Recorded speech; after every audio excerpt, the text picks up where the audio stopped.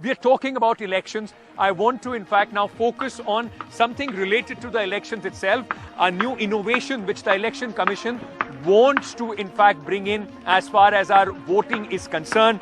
Let's talk about and explain in detail the RVMs. Now, this was very recently the Election Commission had invited political parties, both national and state political parties. In fact, 8 national and 40 regional parties were invited by the Election Commission to give a demo as far as this RVM is concerned. There have been certain problems which have been flagged by the various political parties, but without going into that, or we'll deal with that a little later, let's first tell you what are RVMs, how do they function, what will be the process if implemented, and how it is going to be a game changer.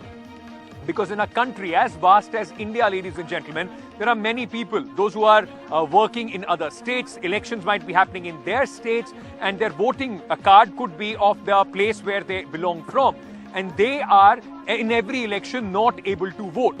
So this could be a game changer for those people. So let's start with the breaking news explained here, and let's give you a full detail of the RVMs and how this mechanism is going to work. So let's just first talk about what is remote EVM, which is known as the RVM. The Election Commission has developed prototype for multi-constituency remote EVM. This will allow remote voting by the migrants from wherever they are in the country. Now, this can handle up to 72 constituencies from a single remote polling station. Such polling booths likely to be called state polling booths. Now, the Election Commission says that this is a very important tool which they can deploy to increase the voting percentage as far as the elections are concerned. Now, so this is largely what RVMs are. But how does it work? How will it help people? And how can, if you are a migrant worker, how can you, in fact, use this facility when it will be started? Now, this, in fact, the migrant voters can register for this both offline, and they can also use the online mechanism for remote voting. Now, registration with home constituency returning officer will be done. Then you will get a verification. The verification of the voter details in the home constituency will be done. Special multi-constituency remote polling stations will be set up where migrants live. The Election Commission will inform migrant voters which state booth they need to visit, and simultaneously the voter will be barred from voting from home constituency to, in fact, make sure that there is no duplicacy.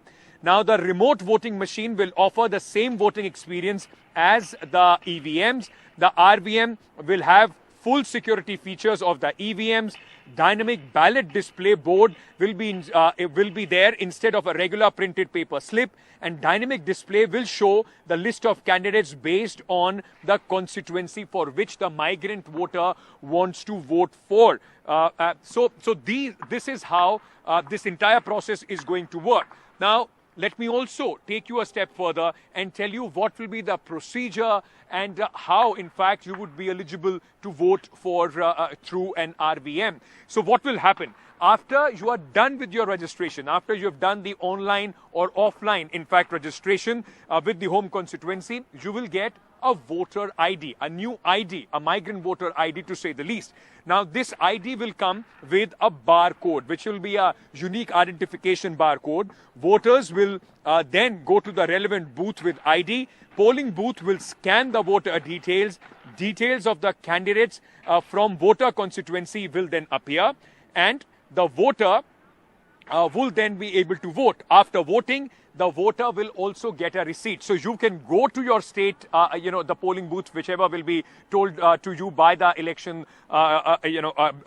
agents, and then you can go there, you can tell them about your constituency, your details will be scanned, and then you will see the list of candidates, and of course, then you can vote as you will vote in any normal EVM. But there have been certain red flags which the political parties have raised as far as this RVM voting exercise is concerned. Many political parties, as I told you, 8 national and 40 regional parties were invited. And what we hear, most of them, majority of them have raised certain objections. What are these objections and the controversies around the RVMs? There is no clear definition of who is a migrant voter. This is something that the political parties have flagged. They have also said that there needs to be a clear demarcation of who will be constituted as a migrant voter. Now, the Election Commission, remember, ladies and gentlemen, has said that there are 30 crore migrant voters in India. This is going to be a huge swing factor if these numbers come into the voting list. But the opposition says that the government had told the parliament that there are only 70,000 migrant voters as far as the government data is concerned. So that needs to be rationalized, and if that happens, this possibly could bring a lot of people out of the voting mechanism to come and vote and make a difference as far as the governments in the country are concerned.